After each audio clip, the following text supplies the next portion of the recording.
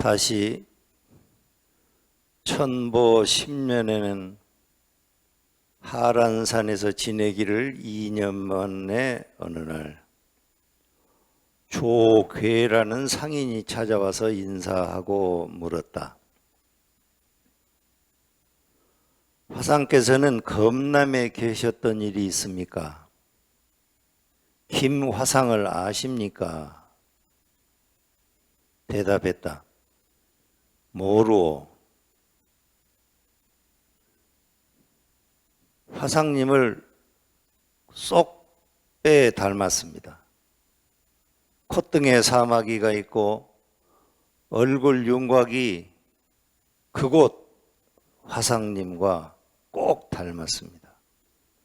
조금도 다름이 없고 내 보기에 그분 화신님의 틀림이 없습니다.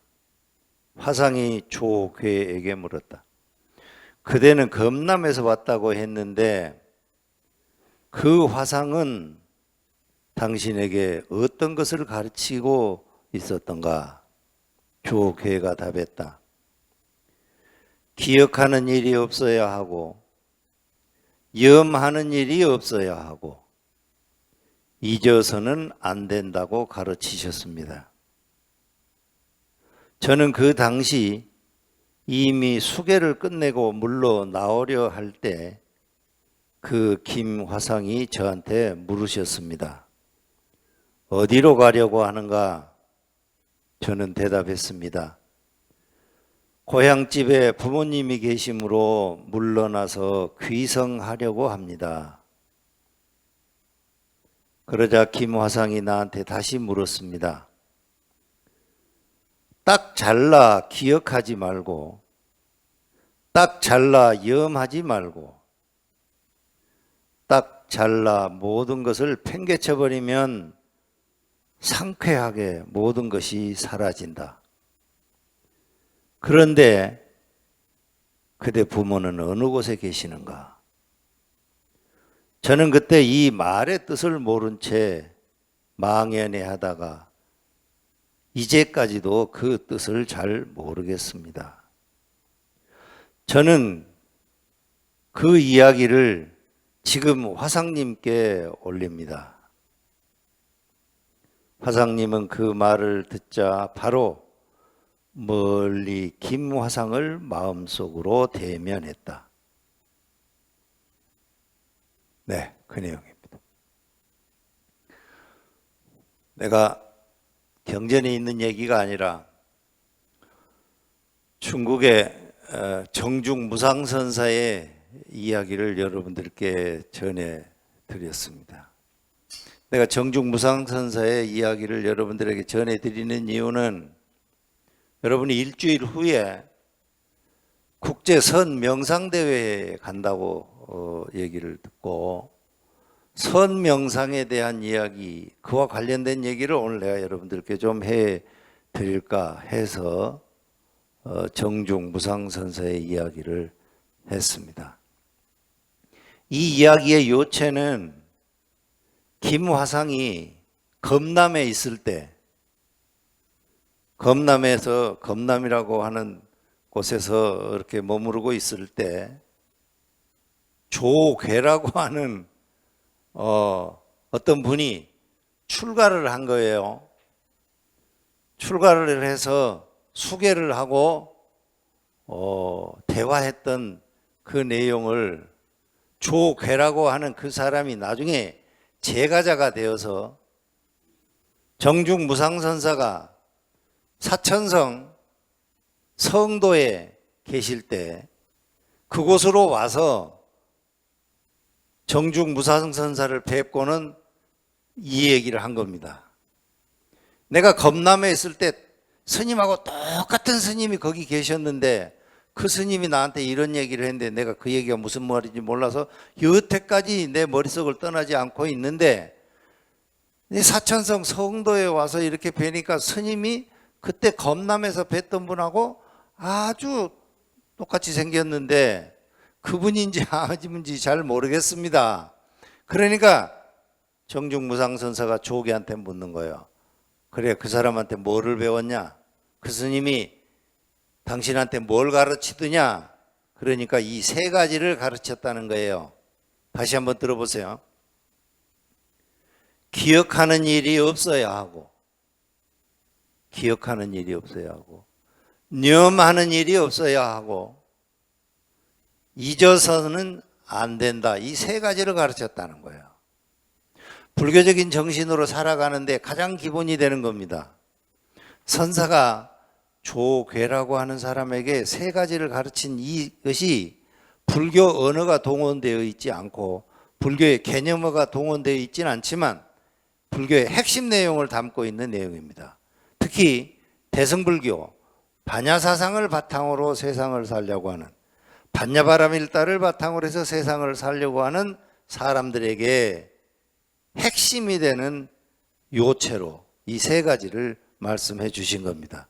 첫 번째, 기억하는 일이 없어야 된다. 기억이라고 하는 것은 좋은 일을 기억하면 나에게 선법의 의지를 일으켜서 좋지요. 그런데 사람은 살다 보면 나에게 고마운 일은 쉬 잊어버립니다. 고마운 사람도 쉬 잊어버려요.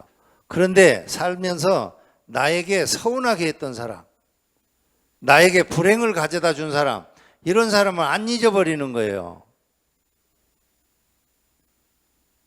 우리들에게 기억이 구축되어 있는 것 가운데서 대부분은 나에게 선법의 의지를 일으키게 하는 기억보다는 불선법의 의지를 일으키게 하는 기억이 많습니다. 서운한 일이 많아요. 감사한 일보다. 따라서 그 많은 기억에 머물러 있는 한은 여러분들은 살아가는데 선법의 의지를 일으키기보다는 불선법의 의지를 일으키기가 쉬워요. 두 번째, 염하지 말아야 된다. 염한다는 말은 이게 따진다는 말입니다. 따져. 판단한다는 거예요. 따지고 판단을 할 때 근거가 되는 거는 나에게 익숙한가 생소한가, 나에게 이익이 되는가 나에게 해로움이 되는가, 그 네 가지가 따지고 판단하는 데는 가장 그 중요한 기준점이 됩니다. 따라서 우리들이 염한다고 한다면 우리를 선법의 의지로 세상을 살게 하는 무슨 어떤 그런 동기가 발생되지 않고 불선법으로 살게 하는데 동기가 발생되기 쉬워요. 나에게 이익이 되는가, 나에게 해로움, 손해가 나는가, 이런 판단,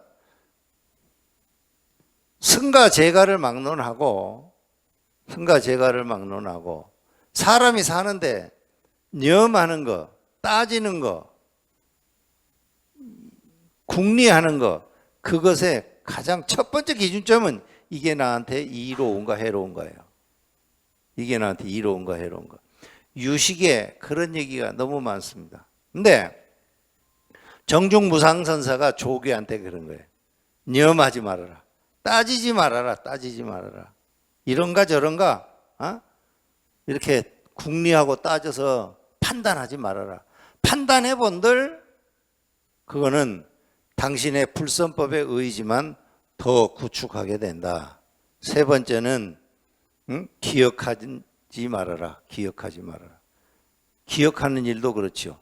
기억하는 것이 우리가 판단하는데 기본이 되는 건데, 기본을 하려고 하면은요, 기억하려고 하면 말씀드린 얘기가 반복됩니다만은 선법의 의지를 일으키는 어떤 바탕이 되는 것을 우리가 기억하는 일은 별로 없어요. 자기에게 이익이 됐다 하는 경우가 닥치면 이거는 자기가 잘해서 이익이 온 거예요. 나에게 해로움이 일어나잖아요.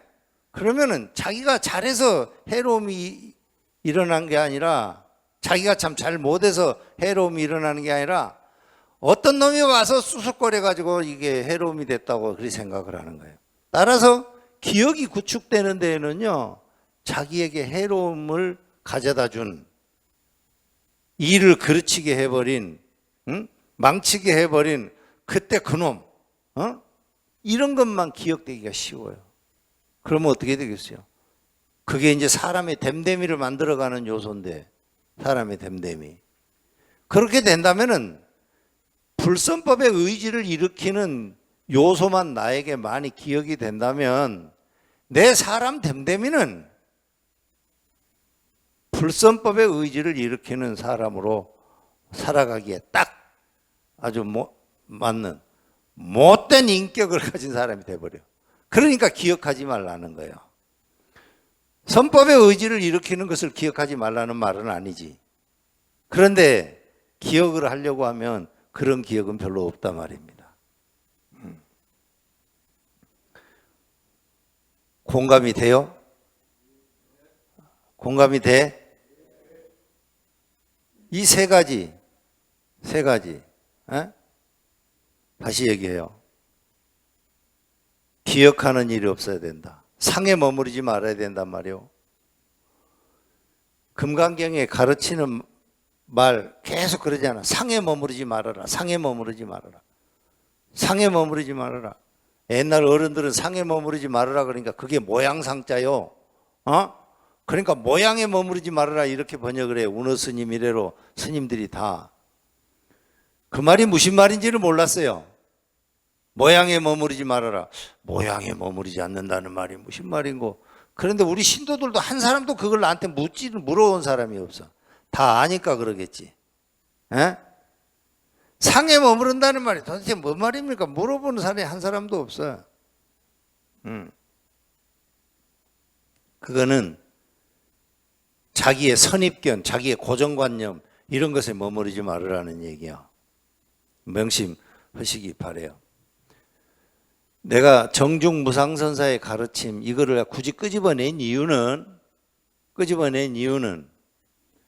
이 이야기를 조교회한테 했더니 수계를 막 하고 온 조교회한테 했더니 자기는 고향에 부모님이 계셔서 부모님에게로 고향으로 돌아가야 되겠습니다 하고 고향으로 갔단 말이에요.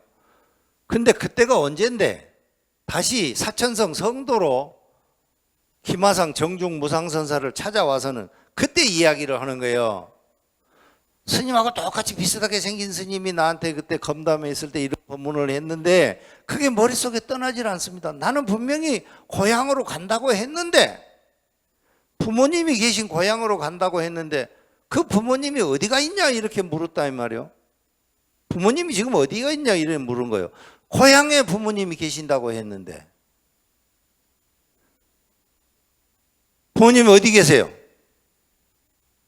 어디 계셔?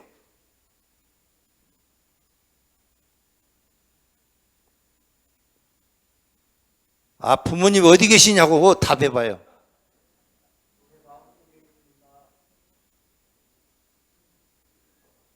조개가 정중무상선사가 그 말을 탁 물으니까 꽉 맥혔다 이 말이에요. 꽉 맥혀. 아니, 내가 분명히 어머니는 고향에 부모님이 고향에 계신다고 분명히 말씀드렸는데 부모님이 어디 계시냐고 그러니까 답을 못 하겠는 거예요. 그래 그 생각에 꽉 맥혀가지고 부모님이 어디 계시냐 그 생각에 머물러 있는 거예요. 부모님이 어디 계시지? 어려서 나를 사랑스럽게 대해준 부모님, 가만히 생각해 보니까 나를 어려서 부모님이 사랑스럽게 대해준 부모님하고 내가 집을 떠나올 때 내가 그 먼 길을 간다고 그러니 좀 몸조심해서 잘 다녀오라고 걱정해 주신 어머니하고 그 어머니가 같은가 다른가? 같아요? 달라요? 같아? 왜 같아? 어떻게 같아? 사랑해 주던 어머니하고 길 떠나는 아들 보고 걱정해 주는 어머니인데 그게 어떻게 같아요?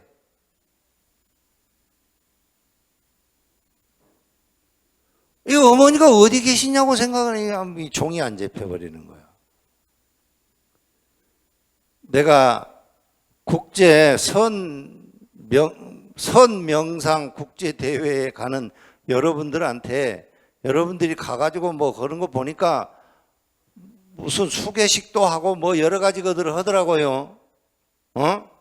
근데 선명상 대회에서 하는 불교의 내용은 바로 병정무상선사와 조계의 대화에 나온 법칙한 그런 그 화두를 여러분들이 찾아내는 자리여야 됩니다. 한국 불교가 1700년 역사, 1600년에서 1700년 역사 그래요. 이 땅에 불교가 소개된 이래로 굉장히 다양한 전통이 있어요. 어떤 분들은 원효 스님이나 의상 스님 같은 그런 아주 그 지적으로 성숙되고 논리에 아주 빈틈이 없는 그런 스님들도 있고, 어떤 스님은 말 못하는 벙어리지만 하루 종일 아침부터 저녁까지 마당을 쓸면서 마음을 청정하게 갖고 이렇게 가는 그런 스님도 있고, 어떤 스님은 알아듣지도 못하는 옴마니 밤매옴 옴마니 밤매옴 옴마니 밤 자나깨나 옴마니 밤매옴만 하는 스님도 있고, 너무 다양해. 지금도 그렇죠. 지금도 뭐 불교한다는 사람이 어떻게 한 가지요? 온갖 형태의 불교가 있죠. 어떤 사람은 금강경 좋아하고, 어떤 사람은 뭐 지장경을 좋아하고, 어떤 사람은 그런 건 다 대승경전이라고 초기 경전만 읽겠다고 하는 사람도 있고, 불교가 너무 다양해. 지금의 불교는 1600년, 1700년의 역사적 전통이 가지는 일체 유형무양의 모든 전통을 고스란히 다 담고 있는 것이 조계종입니다. 조계종 안에는 우리 불교의 전통이 가지는 모든 역사적, 문화적, 종교적 전통이 전부 다 담겨 있어요. 그 전체를 다 계승하고 있어요. 대한불교 조계종은. 이게 비구대처 정화운동이 일어나고 나서 1962년에 대법원 판결로 그렇게 확정을 받았어요.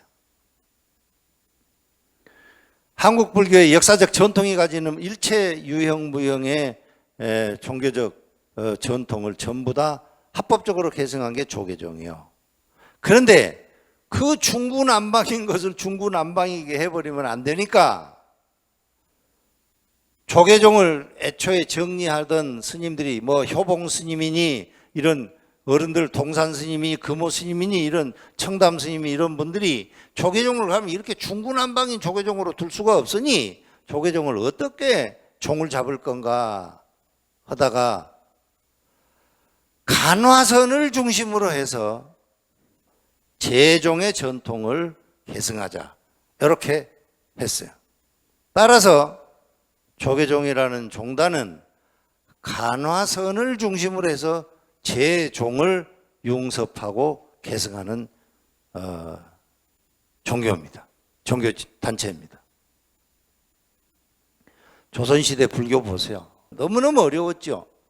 태종 때 고려시대의 일체 모든 종교를 7개 종단으로 탁 강제 통폐합시켰어요. 전국에 있는 사찰을 70개만 남겨놓고 전부 다 혁파했어요.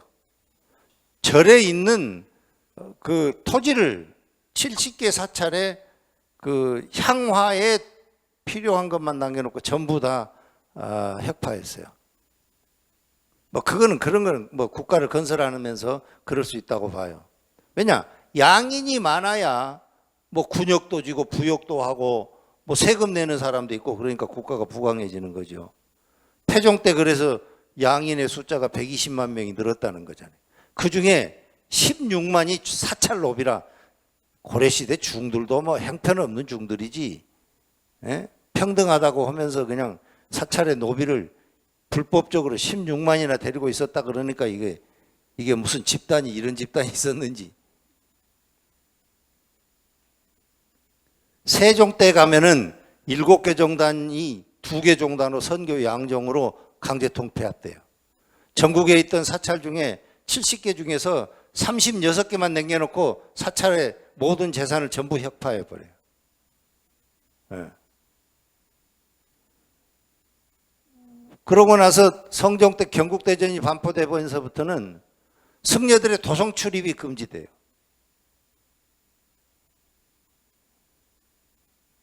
도성 출입이 금지돼요. 연산군 때 뭐 더 어려워져. 명종 때 잠시 승과가 부활되고 그래서 그때 승려들이 가서 승과에 시험 봐서 도첩을 얻고 겨우 도첩을 얻어서 정상적인 승려로 활동할 수 있었던 시기가 조금 있었어요. 그때 나온 승려가 서산대사 이런 분들이에요. 우리 절을 복원하는데 중심이 됐던 벼감각성 스님 이런 분들이 그때 겨우 3위로 가가지고 그 도첩을 얻은 스님들이에요. 저 위에 봉서사의 그 조선시대 진묵스님, 진묵스님도 그때 겨우 도첩을 얻은 스님이에요. 그러고 나서 승과 폐지돼 버려요. 얼마나 어려워. 그런 시대에 불교가 제대로 되겠어요? 되질 않아. 불교라고 하는 것이 불교라고 할 것도 없지 뭐. 스님들 중에 대부분은 글도 못 읽어. 여기 글 못 읽은 사람 있어요? 지금 우리 한국의 이 상황이요. 역사 이래로 최고로 문명사예요. 글 못 읽는 사람이 한 사람도 없어 지금 한국에. 우리 어려만 해도 글 못 읽는 사람들이 많으셨어요. 지금은 뭐 글씨 못 읽는 사람이 어디가 있어? 뭐 전기불 켜고 뭐 세종대왕이 책 읽었어요? 지금 우리가 누리고 있는 사회가 가장 문명화된 사회예요. 우리가 누리고 있는 거는 이전에 어떤 사람도 누리지 못했던 걸 지금 우리가 누리면서 살고 있어요.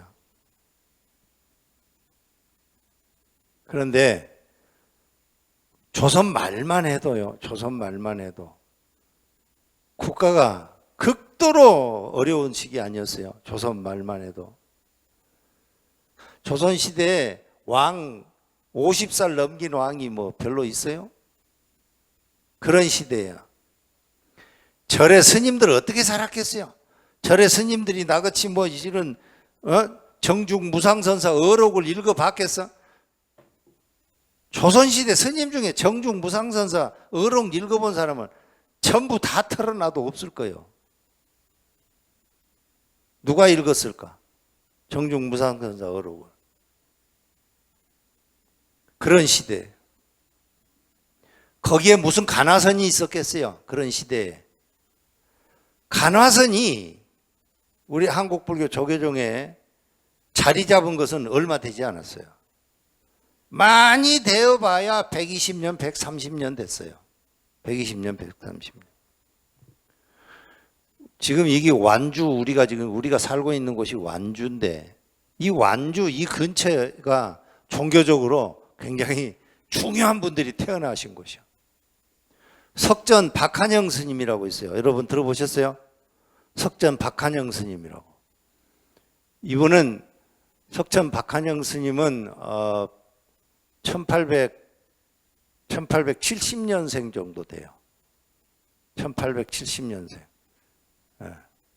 그런데 1870년대 그 다음에 경허 스님이 1849년생 그래요. 그러니까 뭐 나이 차이가 얼마 안 나지. 근데 다 이 동네 스님들이에요. 이 동네 태생들이에요. 송동욱 경허 스님은 여기 자동리 출신이에요. 자동리가 어디냐면은 봉서사에서 이렇게 내려오다 보면은 두억마을 있고 그런 데 있죠. 거기서 더 내려가는 동네가 옛날에 자동리라고 그래요. 그 동네 출신이 있어요? 없어요? 다 어디서 왔어요, 그럼? 그 다음에 석전 박한영 스님은 고향이 어디냐면 여기 초포다리 있죠. 초포다리 아셔? 스님들 아셔? 나 운동하러 가는 그 초포다리. 초포다리 거기가 석전 박한영 스님의 고향이에요. 그 다음에 송만공 스님 고향도 이 전주에서 저쪽으로 가다 보면 금구라고 있어요. 금구. 지금도 금구 있어요? 내가 어려서 금산사에서 전주 올라오면 금구를 거쳐서 오거든요. 근데 지금은 금구라는 동네가 어디가 있는지를 모르겠대. 거기를 이렇게 다녀볼라 해도. 여기가 그런 스님들이 많아. 근데 그 중에 경허 스님이 1849년생인가 그런데 혹시 틀릴 수 있어요. 또 인터넷 찾아보고 저 스님 잘 알지도 못하면서 이런 얘기하지 마세요. 아마 맞을 거예요. 그런데 이 스님이 태어나서 어려서 유동 때 아버지가 돌아가셔 버렸어요. 아버지가 돌아갔어. 위로 형님이 한 분이 계시고 밑으로 동생이 여동생이 하나 있는데 이 엄마가 경허 스님 엄마가 이거 애들 셋을 데리고 살 길이 없어. 동네에서 뭐 할 것도 없어요. 그러니까 안양 청계사로 올라갔어요. 안양 청계사. 청계사에 올라가서 청계사에서 법당도 쓸고 닦고 하고 스님들 밥도 해주고 그런 일을 하면서 아이들을 그 절에서 키웠어요. 청계사에서. 그래 경허 스님 출가한 사찰이 그래서 청계사가 되는 거예요. 그때가 9살이에요. 나중에 이제 승려가 돼가지고 이분이 동학사, 공주 동학사에서 공부를 하는데 옛날 천재들은 좀 그런 기질이 좀 뭐 다분히 있었겠지요. 근데 아무튼 뭐 글도 잘 읽고 아주 정의롭고 잘못된 것은 뭐 용서가 안 되고 뭐 그런 사람이었대. 나이가 이제 이분이 나이가 30이 됐을 때 자기 어려서 청계사에서 자기를 돌봐주던 스님이 한 분 계셨는데 그 스님을 한번 만나 뵙고 싶어서 공주 동학사에서 청계사로 그 스님을 찾아뵈러 가는 길이었어요. 근데 진천쯤 가는데 콜레라가 유행되고 동네 사람이 다 죽은 거예요. 비는 오고 사람은 죽어나가고 먹을 것은 없고 고생하고 그 시체를 거기서 눈으로 이렇게 보면서 어떻게 할 수도 없고 자기도 잘못하면 콜레라 걸리니까 그 끔찍한 광경을 보고 자기 어려서 자기를 돌봐주던 스님을 만나러 가던 계획을 버리고 다시 공주 동학사로 왔어요. 그렇게 해서 그 참혹함을 잊지 못하고 이렇게 지내고 있는데 자기 심부름을 하는 경허 스님 심부름을 하는 이렇게 뭐 가서 걸레 가져와라 가서 마당 빗재료 가져와라 그러면 가져다 주는 어린 삼이 자기가 청계사에 있을 때 자기를 돌봐주는 그 스승 밑에서 자기가 그 스님을 돌봐주고 그랬듯이 어린 삼이 하나가 경허 스님을 돌봐주고 있었어요. 그런데 이 삼이가 한날은 스님 나 집에 좀 갔다 올랍니다 이러는 게요. 집에. 그러니까 그전에는 뭐 집에도 이렇게 자유롭게 왔다 갔다 하고 그랬던가 봐. 조선시대 때는. 지금 우리가 동남아 가면은 스님들이 그냥 세속 집하고 절을 그냥 자유롭게 왔다 갔다 하면서 그리 살잖아요. 그런 형편이었던가 봐. 그런데 삼이에게는 자기 이제 그 고향집에 아버지가 계신데 그 아버지가 불교적 식견이 아주 고매했던 분이었어요. 식견이 많아. 읽은 책이 많아. 경전도 많아. 스님들보다 훨씬 많아. 많은 스님들이 그 사람한테 와서 불교를 물어. 무슨 책을 읽을까요? 이게 무슨 말입니까? 이런 거를 그 삼이 아버지한테 사람들이 와서 묻는 거예요. 자기 아버지를 만나러 집에를 갔는데 가서 이렇게 있으니까 자기 스승이 와 있는 거예요. 자기 스승이. 경허 스님은 자기가 이렇게 시봉해 주는 스님이고 자기 스승, 자기가 수계할 때 은사가 됐던 분이 있죠. 그 은사가 자기 아버지한테 와서 뭐를 묻고 있는 거예요. 자기 은사가 자기 아버지한테. 그러니까 이제 어린 삼이가 그 자리에 들어가서 가만히 이렇게 듣는 거예요. 뭔 얘기를 하나. 이런저런 얘기를 이제 하는데 얘기 중에 이런 얘기를. 요즘에 중들이 공부를 안 해가지고 시주만 먹고 저렇게 지내면서 공부를 안 해가지고 죽으면은 그 시주집에 필연코 서로 태어날 것이다. 서로 태어나서 시주를 먹고 공부 안 한 죄값을 다 갚아서 그 집에서 일해주면서 서로 태어나서 일해주면서 시주 은혜를 다 갚아야 될 것이다. 그러는 거예요. 자기 은사가. 그러니까 맞다. 서로 태어난다. 그러니까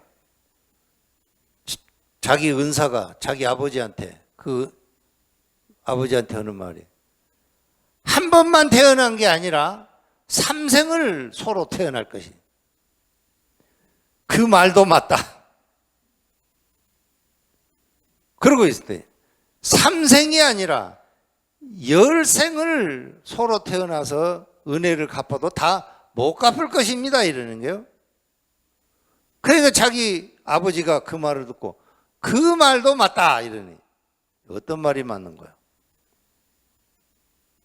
그런데 그 다음 말이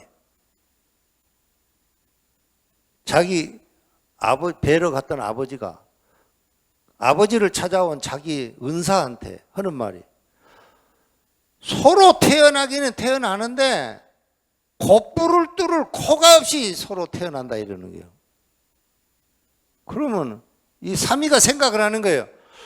소한테 곧불을 못 뚫으면 소가 일을 못해서 그 집에 시주 은혜를 갚아줄 방법이 없는데 곧불을 뚫을 코가 없이 태어난다면 그게 무신소가 그러면 어떻게 시주 은혜를 어떻게 갚나? 이 아이한테 그 생각이 퍼뜩 일어나는 거예요. 곧불을 뚫어야 그 집에 가서 일을 해가지고 시주 은혜를 갚을 건데 곧불이 안 뚫려 있으면 어떻게 그 집에서 일을 해가지고 시주 은혜를 갚나? 이 아이가 삼이가 자기 아버지하고 자기 스승하고 나눈 대화를 듣고서 그 말에 딱 걸리는 거예요. 곧불이 없으면 어떻게 일을 하고 곧불을 못 뚫으면 일을 못 할 건데 그러면 시주 은혜를 어떻게 갚나? 다시 경허 스님한테 이제 삼이가 왔어요. 경허 스님이 보니까 애가 얼빵해져 가지고 간 거야. 집에 갔다 오면서 멍해져 가지고 왔어. 그래서 제가 뭐를 잘못 먹었나? 경허 스님은 경허 스님대로 급해요. 진천을 지나가면서 그 콜레라로 많은 사람들이 죽어가는 그런 거를 보고서 사람이 이렇게 해서 많이 죽어가고 그 참혹한 거 도대체 무슨 인연이 있어서 그 사람들은 태어나서 그렇게 역질에 걸려가지고 그리 죽나. 그런 것 때문에 경허 스님은 경허 스님대로 심사가 복잡하고 생각이 그게 머리끝에서 떠나지를 않는데 자기 삼이가 집에 갔다 오던 얘가 반팽이가 돼가지고 멍해가지고 집에 뭘 불러도 뭘 시켜도 뭘 시킨지도 모르고 그러는 거예요. 경허 스님이 삼이를 불렀어요. 너 왜 그러나? 너 지금 무슨 생각하고 있나? 이러니까 삼이가 경허 스님한테 그러는 거예요. 아, 스님 내가 집에 갔더니 내 은사가 우리 아버지하고 대화를 하는 중에 이러저러 하는데 10번을 태어난다. 그것도 맞다 하시더니 아버지가 은사한테 하는 말이 서로 태어나긴 태어나는데 곧불을 뚫을 코가 없이 태어난다 이러는데 그렇게 되면 어떻게 해야 그 집에서 시주 은혜를 갚을 수 있습니까? 곧불을 뚫어야 곧불로 뚫은 소가 일을 해서 시주 은혜를 갚는데 곧불을 못 뚫는다니 그 소가 그러면 어떻게 시주 은혜를 갚지요? 그것이 도저히 안 풀린다는 거예요. 그 얘기를 경허 스님한테 어린 삼이가 하는 거예요. 시중을 두는 그 삼이가 하는 소리를 듣고 경허 스님도 그 말에 탁 걸려버렸어요. 곧불을 뚫을 수 없는 코로 태어난다. 그 말이 뭔 말인고? 그 말이 뭔 말인고? 그 말이 무슨 말이요? 여러분들 의심이 들어요, 안 들어요? 들어요, 안 들어요? 안 듣는 사람은 내가 이야기하고 있는데 집에 지금 뭐 손자 생각하는 사람들이에요.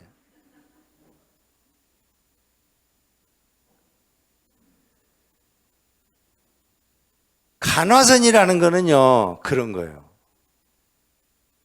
간화선이라는 거는 그 대화 중에 결정적인데 탁 걸려가지고 생각이 다른 것이 일어나지 않고 불을 뚫을 수 없는 코로 태어난다. 그게 뭐고? 그게 뭐지?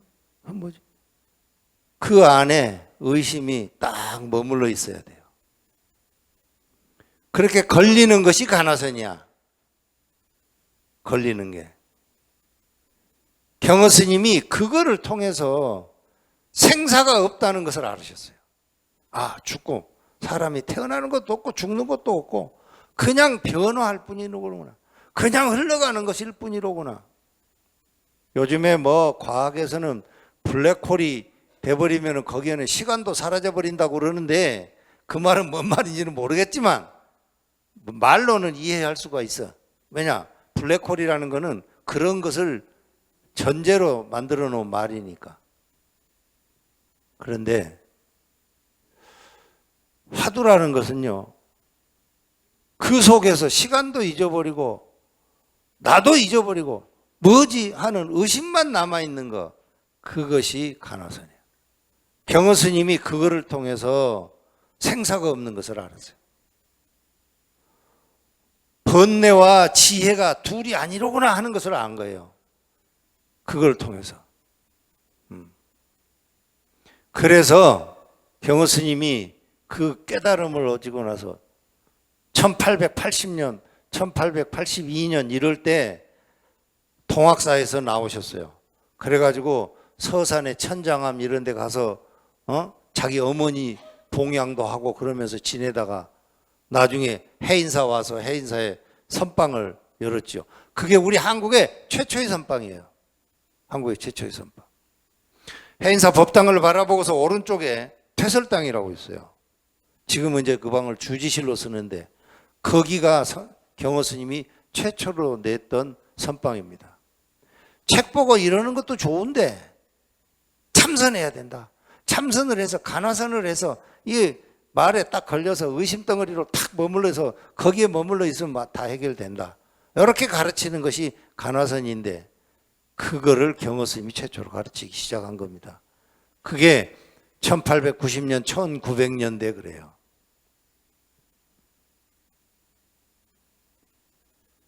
그 후로 경허 스님 이후로 많은 스님들이 나왔어요. 가장 중요한 여러분들이 잘 아는 전설 속에 있는 방한함 스님 같은 오대산의 방한함 스님 들어보셨죠? 6.25 때 그 오대산 상원사에서 인민군들 때문에 가만히 이거 둘 수가 없으니 나가세요 그러니까 며칠 후에 와서 불 태우라고 그동안에 내가 정리를 할 것도 있고 그러니까 그러더니 사흘 후에 가보니까 방한함 스님이 법당에서 좌탈해서 거기에 돌아가셨다는 거 아니요? 그래가지고 그 법당에 불을 못 질렀다는 거 아니요? 그 스님. 또 송만공 스님 아까 내가 얘기했죠. 저기 김제금구 스님이라고 그런 스님들. 또 저기 만주에 가서 활동하셨던 수월 스님, 해월 스님 이런 분들.